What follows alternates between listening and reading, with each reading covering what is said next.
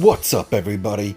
It's PB here, and I'm back with another review of STARGIRL, Episode 12, Stars and S.T.R.I.P.E, Part 1, because the season finale is too big to fit into one episode, which is fucking great. At least I think that it's great. If you don't think that it's great, you let me know. But if it's your first time here, go ahead and hit subscribe. If it's your second or third time, maybe even more than that, you can just hit the like button, and then after you subscribe, you can hit the like button.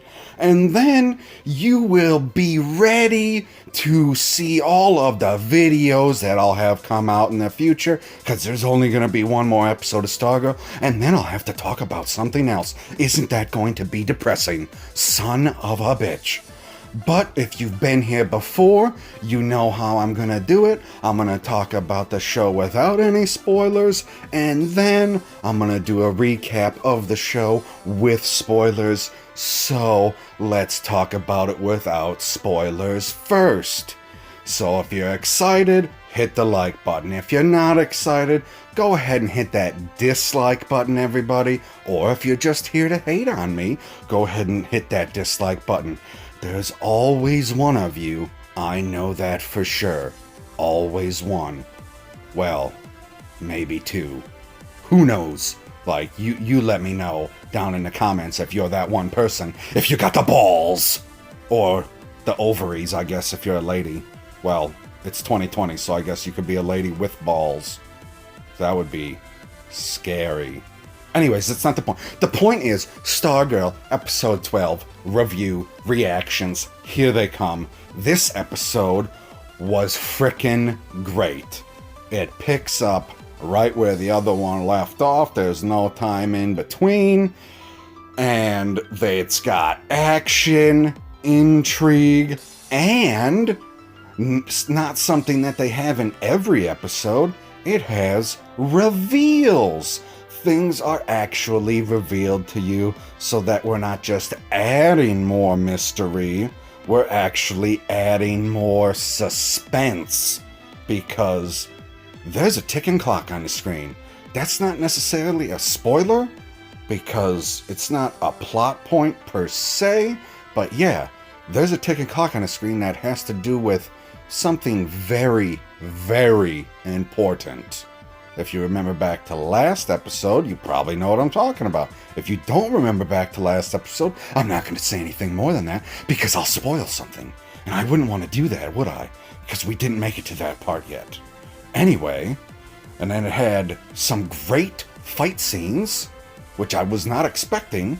Episode starts with some great fight scenes. Like, you usually save that shit to the end. Like, you build up to the fight scenes. They didn't build up to the fight scenes. They get that shit out of the way right away. And then we get into some mystery. Like, they switched up the formula a little bit, which I wasn't expecting, but I liked it. I liked it quite a bit. Because to me, this episode, it was a shorter one. It's only like 41 minutes, and it seemed like it was a lot longer because of how the scenes were playing out. I mean, I did pause it a few times to talk to the wife, ask a question, give, what I thought was going to happen. She did it a couple times. So yeah, that does happen when you're watching the show and you have you're watching it with somebody. You're not just doing it alone. But besides that, this was one of those episodes where it seems a lot longer than what it is. Obviously, it wasn't the hour long like the series premiere was. It's only 41 minutes, but fuck if it didn't feel that fucking long. Like, I was engaged the entire time. Even in the scenes where they're, let's say, downtime, I was pulled into those too. Like, this show, they know exactly what they're doing, and I really hope that next season, when it's exclusively on the CW, at minimum, they don't lose any of their writers, because that is the most crucial point for this show, is to have the proper writing staff so that you can keep your story tight. because you can get away with not having the greatest CGI in the world and, you know, keeping the budget a little behind and not having the battles be as extravagant as they were before and that type of shit. But if you have the same writers that they have on Batwoman start writing this show, and you're just letting, like, you beat the villain. Let's just, for the sake of argument, say she beats down Icicle in episode 3, and then is like, you know what? You're not that bad of a guy, just don't kill anybody again, and she lets him go. No, that's fucking dumb. That's what happens in Batwoman all the time, and that's what makes it a comedy. I'm not watching this show as a comedy, thank God. That's pretty much all I got for the non-spoiler part. So, I don't know, you got 5-10 seconds if you want to stick around for the spoiler part, but if you don't, you need to get the hell out of here. And it would be nice, it would be very nice if you would leave a comment below, or if you would hit the like button if you haven't already before you leave, or hit the subscribe button if you didn't already, because I know like half of the people that are watching this unsubscribe to the channel. You can do it. I believe in you. I believe in you so much. But it's been at least 10 seconds, so let's get into the spoilers. Like I said previously, the episode picks up right where it left off. Actually, they do a previously on Stargirl, which I was not expecting at all. Not one bit. And then we cut to the ISA having a meeting in their lair, let's call it. I don't know what the hell they call their underground meeting room. I don't think there's a plaque above it that says, this is the ISA meeting room, so that's just what I'm going to call it. It's not a big deal. And they're talking about their plan for how they're going to take over the middle portion of the country, yada, yada, yada, and what they got to do to... Hold on, I have a hair in my mouth. How the fuck did that happen? That was fucking annoying. God damn. In the middle of a review, no less. Jesus. And they're talking about all the things that they need to do to turn the machine on and blah, blah, blah. Wonderful. And then Jordan is talking with Icicle, and he's like out of it. He's just staring at the screen. He don't know what the hell's going on. And Brainwave has to like go into his mind and be like, hey, Jordan, like we're moments away from, you know, realizing your dream. What is the problem here, guy? What is going on? And he's like, oh, I was just, you know, like caught up in the moment. I was like, maybe don't be caught up in the moment when you're trying to take over half of the country. I wonder if you heard the vibration the phone just made when I was recording this. Intriguing. Let's see if I can make those noises go away, because it's going to keep fucking vibrating if I don't stop that notification. Stupid fucking thing. God. So then Courtney, she's getting her shit together with her mom at the house. Pat, he's getting his shit together at the pit stop with Mike. And Pat is trying to tell Mike what's going on. And he's dicking around with a drill. Like, he's just pulling the trigger over and over again. And he's like, hey, knock it off. I'm trying to tell you something. And then Mike turns around and he's like, hey, you don't need to treat me like a kid. And I started fucking laughing immediately. I was like, dude, you were just taking a power tool and using it like a toy. Of course he's going to treat you like a kid. I'm a 32-year-old man, and I would do something. That's a kid thing. These are power tools, and you're using them like toys. Obviously, he's going to treat you like a kid when you're acting like a kid, guy. Like, what the hell are you talking about? So then, as they're doing this, Crusher / Sportsmaster shows up at the pit stop, and Pat, he still don't know who Sportsmaster is, so he just thinks that he's Crusher, and he's like, what you doing here, guy? What's going on? And he's like, I'm just here to talk. What do you mean? He's like, well, we got a problem. I'm a little disappointed that you're keeping secrets from me, Pat. And I was like, oh, I guess shit's about to pop off. And then, hilariously, we cut back to Courtney and Barbara getting their stuff, and I was like, oh, shit, this is gonna be bad. and Barbara ducks, and did I not get this fucking hair out of my mouth? There we go. Jesus Christ. Fucking A, man. Like, you just want to fucking record audio, and you get one beard hair in your mouth, and it drives you crazy for minutes. God damn. Anyway, holy fuck. Barbara ducks, and boom! Arrow flies over her head because Tigress is standing in her foyer. Or foyer? Whichever way you want to pronounce it. I mean, we're not French, so I can say it the English way, right? A foyer? Because that's how it's spelled? Doesn't matter, not the point. She takes off fucking running, and she's just firing freaking things out of her crossbow at Barbara, and I was like, oh shit, oh shit, oh shit, oh shit. Like, I don't want Barbara to die. This is gonna be terrible. Like, I'm a little disappointed. I think that she might get killed at some point because we're moving to CW. They're gonna get rid of these big name characters, and the biggest name characters, actor-wise, on the show are Amy Smart and Luke Wilson, so I'm afraid. I'm very afraid that these two characters in particular could possibly get killed. And then we go back to the pit stop. Pat and Crusher are fighting. Like, it's not going well for Pat. He's getting beat the fuck down because he's just a regular guy. And I swear to God, Sportsmaster he's got to have some type of serum in him because he's not like a small string bean type of guy. Like, he's not super built or anything, but he's got some meat on him. I mean, listen to what the goggles said. He had 15 more pounds put on him than the last time Dr. Midnight had seen him from his goggles. So, you know, he's got some beef to him. And he's just getting the ever-living shit kicked out of him. And then Crusher's about to frickin' put him down. And Mike shows up with the drill and stabs him in the back. Oh my God, I was like, holy fucking shit. I thought that he was going to turn the robot on, but nope, didn't turn the robot on in time. And then he was about to frickin' beat the hell out of Mike, and Pat gets up just in time and hits Crusher with a sledgehammer. Holy shit, he hit him with a sledgehammer. I was like, ooh, talk about the game and how to play it. Triple H would be proud. Although he's never used the sledgehammer like that. Every time he uses the end of the sledgehammer, he puts his hand over it because it's professional wrestling and it's allegedly fake. Once again, not the point. We're talking about Stargirl.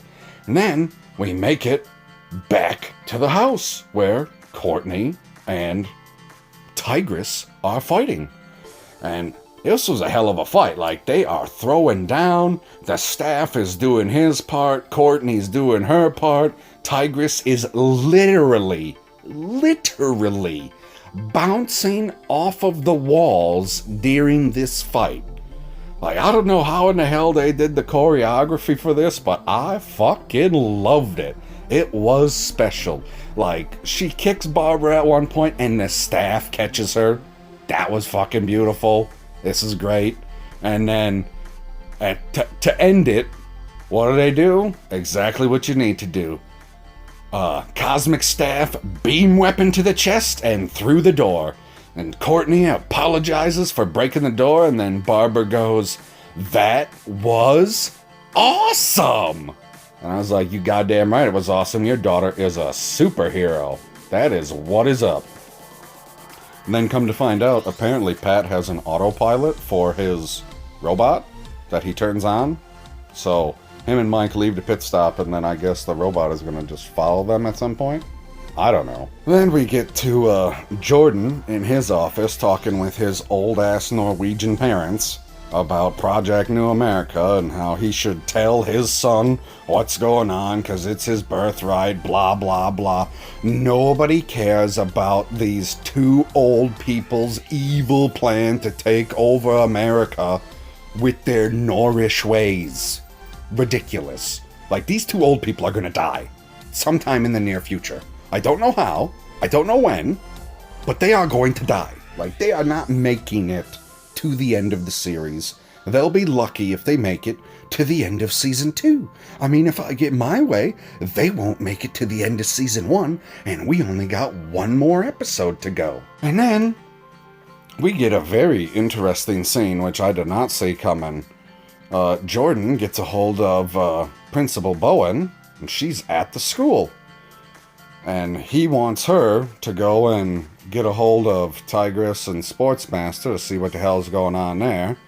But she's got to go and get her, special weapon, which is the violin, which she keeps in school. She gets to her office, and her kid is sitting there. And I was like, okay. And he's crying like a little bitch. And I was like, what the fuck is going on? And I was like, okay, what's the problem? And he says, well, I got tripped going down the hallway by a bully, and he ripped my jacket. I was like, wow, how did this supervillain raise such a pussy? What the fuck?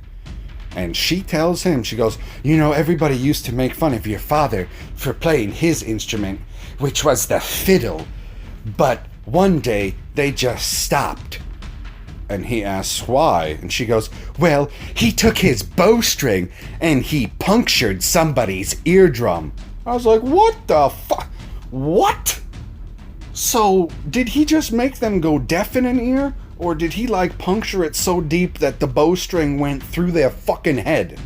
Did he puncture both eardrums with the bowstring in one fell swoop? All the way through? Playing your fucking brain like a goddamn fiddle? My God. So what, have you inspired this son to take his tuba and crush somebody's head with it now?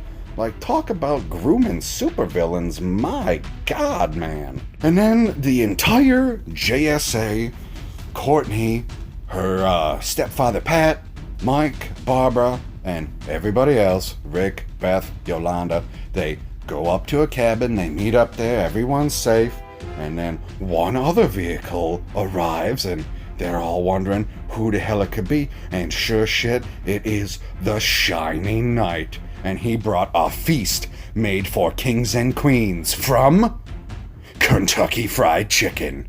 And it better be extra crispy, you son of a bitch. If you brought grilled chicken, I like the way it tastes, but ain't nothing beat extra crispy, motherfuckers. Not one bit. And then, what's the next scene? Ooh, the next scene was a good one. We go back to the ISA underground headquarters, and Shiv decides that she wants to have a conversation with Brainwave because she wants to know what the hell is going on. And he's like, hey, you were supposed to be watching my son for his latent abilities. And she goes, well, if you wouldn't have been in a bed laid up with all of us picking up the slack, maybe we wouldn't be in the position we're in.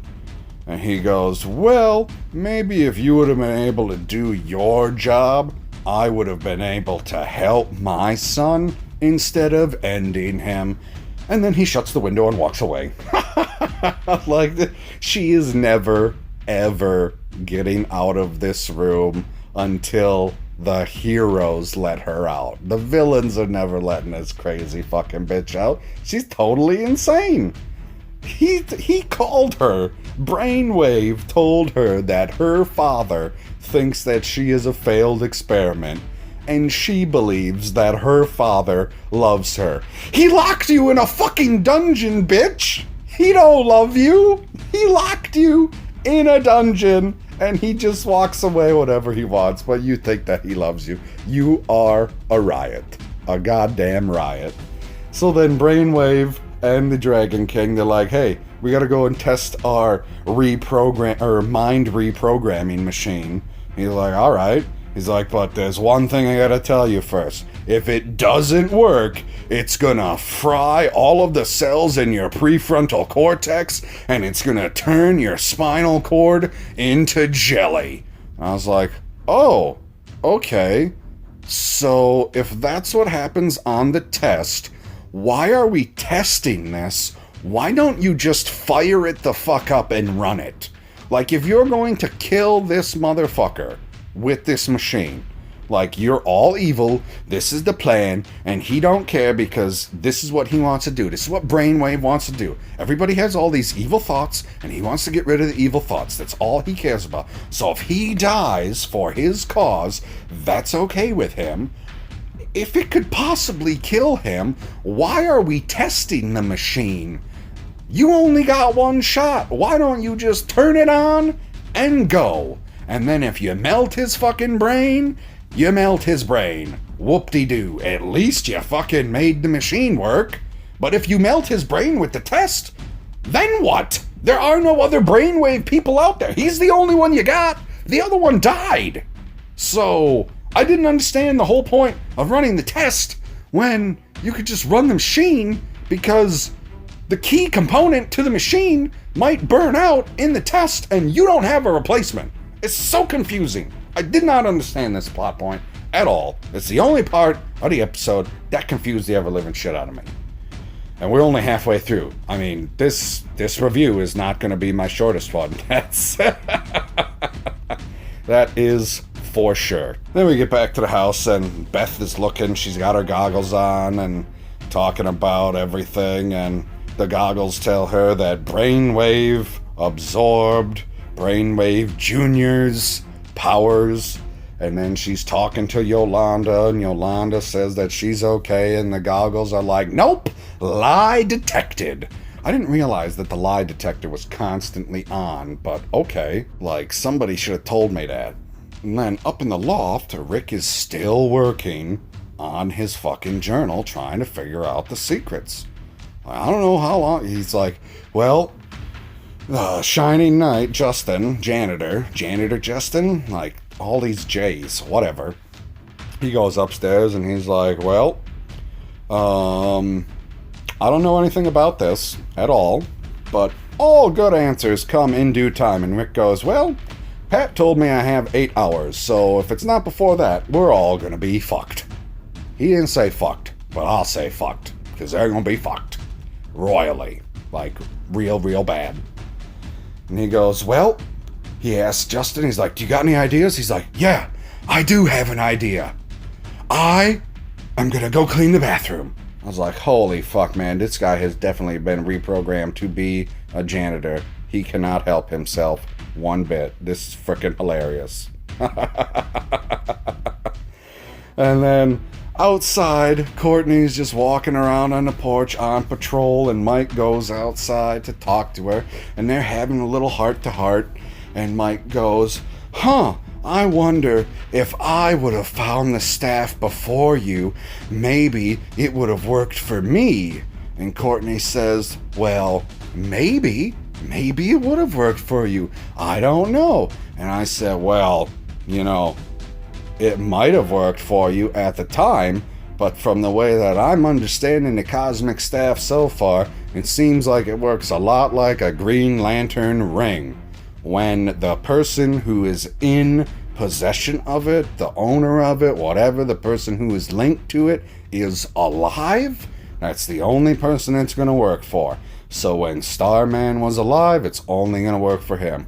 While Stargirl is alive, it's only going to work for her. And as soon as that person dies, it itself will choose who the next person is going to be. It ain't got nothing to do with lineage or bloodlines and no shit like that. But then Mike decides that he wants to try it anyways. So he goes over, and I knew what was going to happen. He grabs the staff. Not a fucking thing happens.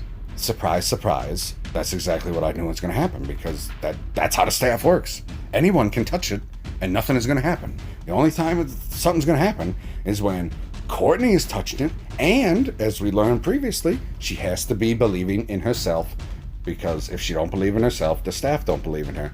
And Mike goes, well, that's okay. My dad doesn't have any superpowers, and he built stripes, so, you know, maybe I can do something like that someday. And I was like, yeah, well, you ain't got to build Stripe. You could probably just, you know, inherit it when he gets killed off, because Luke Wilson's an expensive actor, and I don't know if the CW can afford him, and now I'm sad. We cut back to Barbara's house, and Principal Bowen, the goddamn female fiddler, shows up, and Sportsmaster and Tigress are like, well, what the hell are you guys doing here? And she goes, well, I came to go with you guys because I'm going to immobilize everybody while you take them out, because it's a lot easier to take out a target when they're not moving.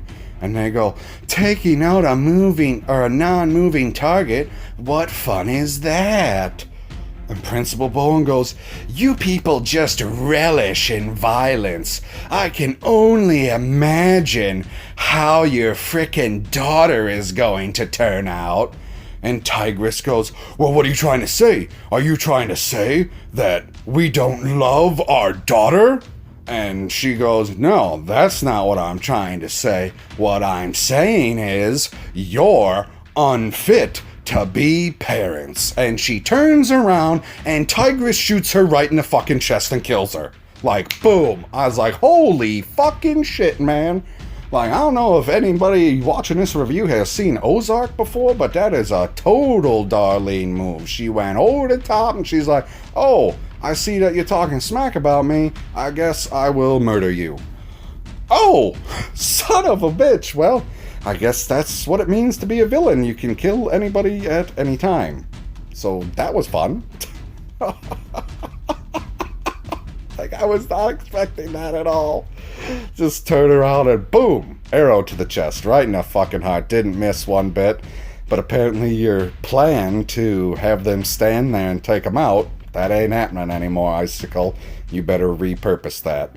So then Sportsmaster Tigress leave, and they just leave the body on the ground with the fiddle laying there. And then Pat and Barbara, they're having a heart-to-heart in the kitchen about everything that's going on. I don't remember exactly what was said between them off the top of my head, but the important part that I do remember is that it was about their personal relationship and how they want to be together, and if Pat knew what was going on in Blue Valley when they met, they would have never stayed there and they would have never moved back, because he would have never put his family, her family, or her into a position like that. Meanwhile, upstairs, Rick is getting super pissed at the Journal. So Pat decides to go up there and, have a chat with them, see if they can figure it out.